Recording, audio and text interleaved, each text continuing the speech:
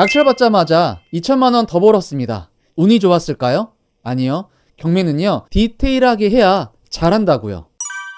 안녕하세요, 거투입니다. 오늘은요, 빌라 낙찰 사례 2부입니다. 경매할 때 가장 무서운 게 뭐예요? 대항력 있는 임차인이죠.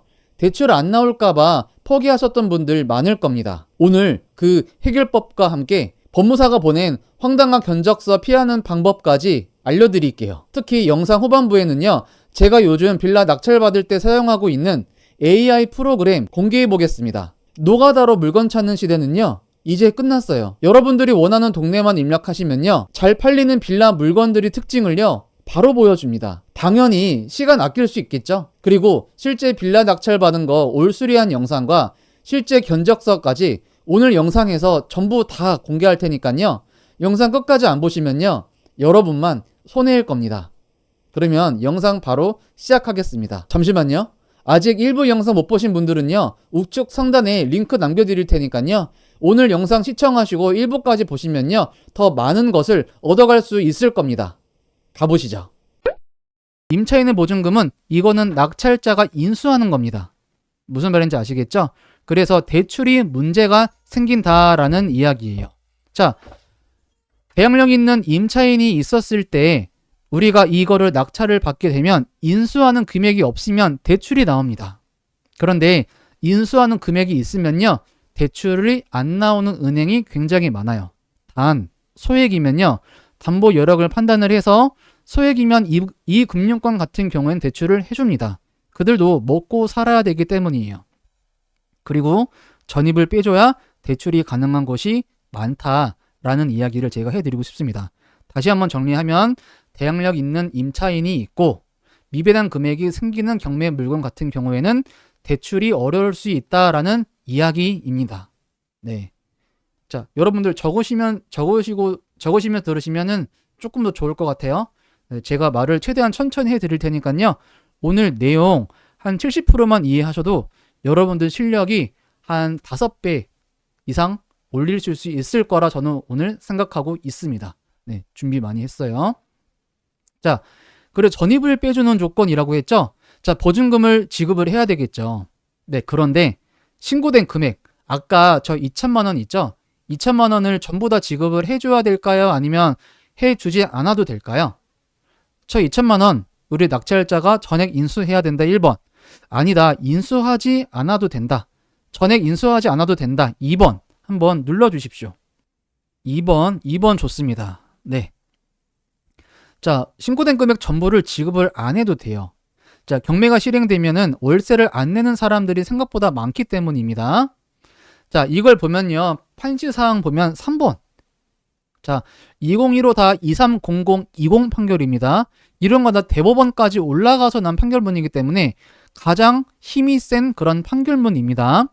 보면 여기 봐보세요. 자, 연체 차임 등이 보증금에서 당연히 공제가 되는지 적극이라고 나와 있죠. 자, 경매가 진행이 된 중에 월세를 안 내면 보증금에서 당연히 공제가 되어야 된다라는 이야기를 지금 법원에서 이야기를 해준 겁니다. 네, 차감을 시키고 우리는 입금을 해야 된다. 그러면 두 가지 트랙으로 여러분들이 생각을 하고 넘어가셔야 됩니다. 자, 이거 캡처하세요. 자, 배당 요구를 했다. 그러면 대항력 있는 임차인이 있을 경우에는요, 우리 낙찰자는 명도 확인서를 줘야 됩니다. 그래야지 이 사람들이 배당을 받아갈 수 있기 때문인데요, 이체 내역을 가지고 오라고 해야 됩니다. 그러면 이체 내역 가지고 올 거고, 이체하지 않았으면 당연히 차감해서 줘야 되겠죠. 하지만 배당 요구를 하지 않았을 때에는 내용 증명을 통해서 이렇게 말해야 됩니다. 이체 내역 요구하고 협조 안 할 시에 소송으로 가서 미납한 월세와 이자까지 모두 보증금에서 차감할게요.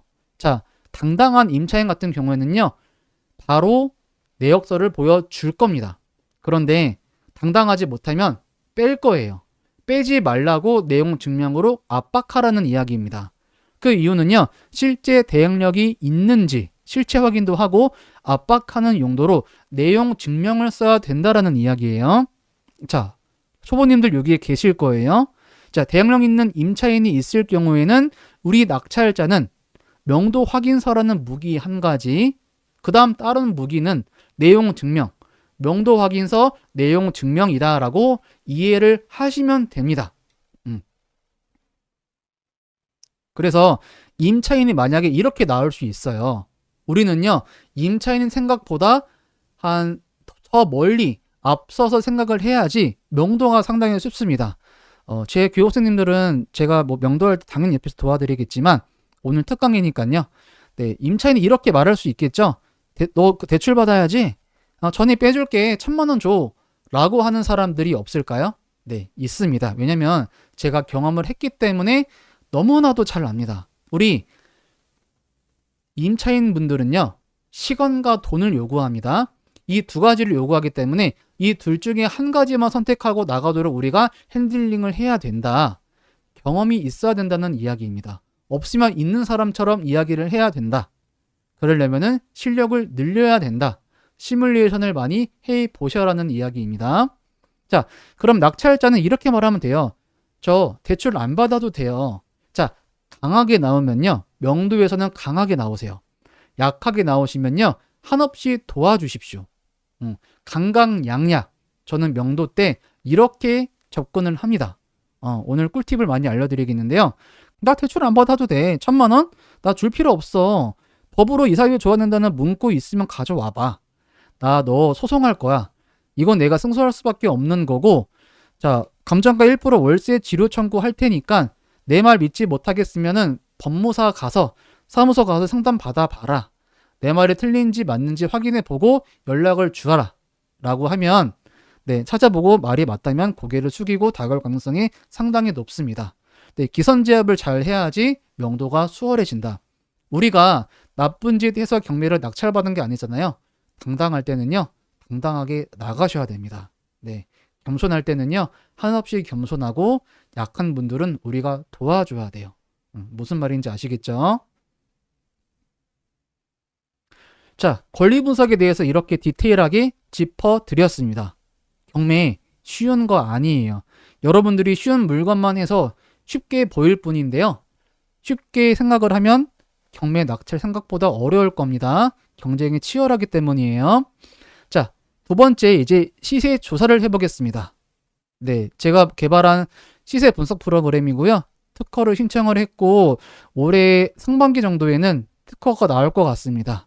교육생님들은 이미 이거 돌려서 시세 분석하고 있기 때문에 네, 잘하고 계시죠? 돌려보니까요, 3억에서 3억 1천에는 매도가 가능한 물건이라고 판단이 되었습니다. 그 다음에 입지 분석을 하면요, 형광색이 경매 물건지였고 주위로에서 예정지구 신통기획, 그 다음에 추진위원회 승인 이렇게 나왔죠. 재개발, 재건축이 진행이 되고 있는 지역이 많습니다. 자, 이렇게 경매를 이용해서 싸게 사잖아요. 잃을 가능성 없습니다. 이 물건은요, 제가 장담하건대 2억 4,500 이하로 떨어질 일은 앞으로 없을 겁니다. 올라가면 더 올라가지 이 가격 이하로는 떨어질 가능성 저는 0%라고 생각을 하고 있습니다. 그래서 돈이 어느 정도 있다면 서울 아파트 빌라 사세요. 아시겠죠? 그 다음 이제 명도를 해야 됩니다. 명도. 자, 저한테 이렇게 연락이 왔어요. 거투님, 다른 임차인이 살고 있어요. 임장을 갔을 때 못 만난 거예요. 근데 명도를 하려고 가보니까 다른 사람이 살고 있었더라는 겁니다. 그래서 제가 전화 받자마자 한 말이 빨리 가서 전입세대 열람해 보세요 라고 말했어요. 자, 전입세대 열람서를 떼어봤습니다. 낙찰자니까 이제 이해관계자가 된 거잖아요. 자, 세대주가 존재하지 않아요. 자, 세대주가 존재하지 않다라는 거는 뭔가요? 제가 밑에 적어놨죠? 너무 흥분해가지고 자, 이 2천만 원 아낀 거예요. 돌려주려고 했는데 전입을 빼서 대항력이 사라진 겁니다. 자, 그래서 대항력 있는 경매 물건 같은 경우에는요, 입찰 전에 전입세대 열람원을 발급을 한번 해보세요. 특히 요즘에 임차권 등기된 경매 물건 되게 많거든요. 이 물건 안에 대항력이 있고 보증금이 있다면 가짜일 가능성이 많다라는 겁니다. 굉장히 중요한 말입니다. 자, 여러분들 적으셨어요? 혹시 여기까지 이해가 안 됐다. 네, 이거 조금 더 자세하게 설명해 주세요라고 말씀해 주시면 제가 다시 한번 알려드리겠습니다. 이해가 좀 잘 되세요? 사실 이거 지금 되게 어려운 내용입니다. 그래서 제가 최대한 쉽게 알려드리려고 하는 건데 그래도 이해가 안 되면 편안하게 여쭤봐 주세요. 오늘 일방적인 강의가 아니라 서로 소통하는 강의로 만들어 버리겠습니다. 자, 오늘 굉장히 중요한 이야기를 하고 있습니다. 자, 대출은요, 요분이 무주택자였습니다. 그래서 내생엔 최초 대출을 사용해가지고 낙찰가의 80%, 그래서 1억 9,600, 금리는 3.9%, 한 달이자 65만 원 내는 그런 물건이었습니다. 자, 아까 제가 11월 중순에 받았다고 했죠? 잔금을 12월 중순에 내야 되는 상황이었습니다. 자, 연말 되면요, 대출 창구가 문을 닫기 시작합니다. 대출 받기가 어렵다는 이야기예요. 그래서 사람들이 대출 때문에 조건이 안 나와서 입찰 못하는 사람들이 많습니다. 그래서 여러분들 연말에는 낙찰 받을 수 있는 기회가 살짝 올라간다라는 팁까지 오늘 알려드릴게요. 자, 근데 제 교육생님이 거투님 법무사 비용 나왔는데 한번 봐주세요 라고 했어요. 여기 보면 일당협이랑 서류대라는 게 있죠. 자, 법무사 사무실은 서울에 있고 법무사 사무실은 인천에 있고 서울에 있는데, 자, 인천에서 서울로 가는 일당여비가 20만 원? 자, 말도 안 되는 거예요. 법무사 비용 안에 들어가야 되는 거지 따로 20만 원 받겠다라는 거는 말이 안 됩니다. 그래서 제가 이거를 제 교육생님에게 받자마자 제가 친한 인맥을 동원을 해서 20만 원을 깎아드렸습니다. 그래서 법무사 비용 여러분들 과감하게 이렇게 많이 나온 거 있죠? 당당하게 요구하셔야 됩니다. 예전에는요, 이게 대출 받기 전에 이렇게 줬었는데요. 이제 바뀌었어요. 대출을 실행해야지 보여주니까 조금 우리가 을 입장이긴 한데요. 이게 합당하지 않은 건 당연히 요구를 해야죠. 아시겠죠? 그래서 낙찰은 11월 중순에 받았고 잔금은 12월 12일에 치렀고 명도는 일주일 뒤에 치렀습니다. 이 보증금 없는 월세 살려고 들어오신 분이 계셔가지고 2달치를 미리 냈다고 해서 다 살고 나가신 거예요. 그래서 명도 저항 하나도 없었습니다. 아주 스무스하게 됐고요. 지금 명도하고 나서 교육생님이 찍어준 사진인데요. 하나도 지금 건드린 게 없는 물건입니다. 네, 7년 된 빌라고요. 방 3개, 화장실 2개. 여기 보이시죠? 이게 감정평가서에 빠져 있었습니다. 그리고 오른쪽에 보이는 화장실도 빠져 있었던 거예요. 그래서 이 상태로 지금 이제 뭘 할 거냐? 에어비앤비를 할 겁니다. 방 2개짜리가 지금 월 매출이 한 달에 300에서 330만 원 나오는데요. 그러면 이 경매 물건은 방 3개짜리니까 한 개가 더 있죠? 이거보단 더 나올 겁니다. 그래서 한 달에 이제 65만 원을 빼면은 순이익이 요 정도 나올 것 같습니다. 더 나올 가능성도 있지만 보수적으로 잡고 더 나오는 거는 보너스로 생각해야지 마음 편하잖아요. 그래서 부동산 경매를 알면요, 사업을 접목시키기가 너무 좋습니다. 시작부터 싸게 샀기 때문에 그만큼 기회가 더 많다라는 이야기예요. 자, 다음은요, 부평구에 있는 빌라를 낙찰받은 우리 수강생님입니다. 다세대 빌라죠. 인천은 지금 오래된 빌라들이 굉장히 많이 있고 소액 빌라가 많습니다. 9천짜리인데 지금 4,410만 원까지 떨어져 있는 물건이었고요. 건물 면적은 11.83평입니다. 자, 부평구 청천동이었는데요. 여기가 어떤 동네인지 제가 치니까요, 이렇게 알려줍니다. 네, 4기 교육생님들에게 조금 더 혜택을 주고 싶어서 프로그램 만들었고 1기, 2기, 3기 수강생님들 제가 다 챙길 겁니다. 그래서 자, 정리하자면 네, 이렇게 나와 있습니다. 청천동은 작년에 비해서 재작년에 비해서 작년이 140건 정도 거래가 됐대요. 네, 수요가 그렇게 많이 몰리고 있진 않나 봐요. 네, 비스무리하게 거래가 됐습니다. 최근 2개년간. 자, 전용 면적은 10에서 15평 미만의 중소형에 잘 팔렸고요. 매매 가격대는 실속형 매물들이 거래가 잘 되었대요. 5천에서 1억 5천짜리. 건축 연도는 오래된 게 잘 팔렸겠구나. 자, 그러면 아, 싸고 오래된 빌라, 작은 면적이 거래가 잘 되는구나. 방 3개, 화장실 2개, 역세권에 있는 빌라가 거래가 잘 되는 게 아니에요. 동네마다 잘 팔리는 빌라가 다 다릅니다. 네. 사람 얼굴도 다른데 동네마다 다른 거 당연한 거 아닌가요? 네, 여러분이 기준에서 좋아 보이는 빌라를 고르면 안 된다라는 겁니다. 항상 우리 고객이 누구인지를 알고 경매 물건 검색을 해야 된다라는 거예요. 요약하자면 요렇다라고 알려주고 있습니다. 가성비가 검증된 중고차 시장이래요. 수요가 많은 지역인데 거래가 잘 되니까요. 그래서 이렇게 시세 분석 프로그램을 돌리니까 8천에서 9천 정도에는 팔릴 만한 물건이었고 수리를 하면 1억 1천에서 1억 2천까지도 가능한 매물이었습니다. 자, 5,815만 원까지 아까 4,410만 원이었죠?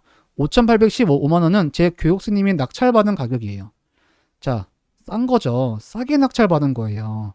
부동산 플래닛으로도 시세 조사할 수 있는데요. 시간이 오래 걸리고 초보자님들 같은 경우에는 잘못된 포인트로 이 시세를 선정을 하면요. 네, 높게 선정할 수 있습니다. 그래서 그 시행착오를 줄여드리려고 제가 이거를 개발한 거예요. 싸게 산 거예요. 11월 초에 받았고 잔금 명도 이렇게 허그에서 비밀번호를 알고 있었기 때문에 잔금을 치르면 비밀번호 알려줄게요 라고 해서 잔금을 치르고 바로 연락을 해서 개문을 했습니다. 네, 왼쪽 사진 먼저 보여드리겠습니다. 왼쪽 사진 보면 개문을 하고 찍은 사진인데요. 이렇게 지금 수리를 한 번은 한 것 같은데 네, 살짝 옛날 느낌이 나긴 나죠. 그리고 방이고요. 그 다음에 거실 나와서 보일러실, 그 다음에 화장실도 수리가 되어 있었습니다. 아, 돈 벌었다 생각이 들죠. 임장 가서 이런 정보를 얻고 오면 우리가 입찰가를 조금은 올렸을 수 있어요. 낙찰받을 확률을 높여보자는 이야기예요. 임장 가는 이유는 내부 정보를 빼돌리기 위해서 가는 거다라는 이야기입니다. 오른쪽 영상은요, 네, 인테리어를 하고 나서 찍은 사진입니다. 아이 딴집이 됐죠? 이렇게 만들어서 이렇게 인테리어도 예쁘게 해서 네, 손님이 오시면 아, 이 집 사야 되겠구나. 밝게 보여야 되는 게 키 포인트입니다. 괜찮죠? 그 다음에 아까 그 보일러실 이렇게 되어 있었습니다. 그 다음에 다시 돌아와서 방 사진, 그 다음에 돌아보면은 이렇게 수리가 한번 되어 있던 곳이라서 화장실은 네, 안에 도기들만 세팅을 다시 바꿨어요. 아예 새 집이 됐죠. 이렇게 여러분들 인테리어의 마법은 화려한 겁니다. 그래서 이거는 인테리어 견적서입니다. 자, 샤시 오일 교체, 이게 지금 11.8평이었어요. 12평으로 생각하시면 됩니다. 다 해서 1,500 정도 들었습니다.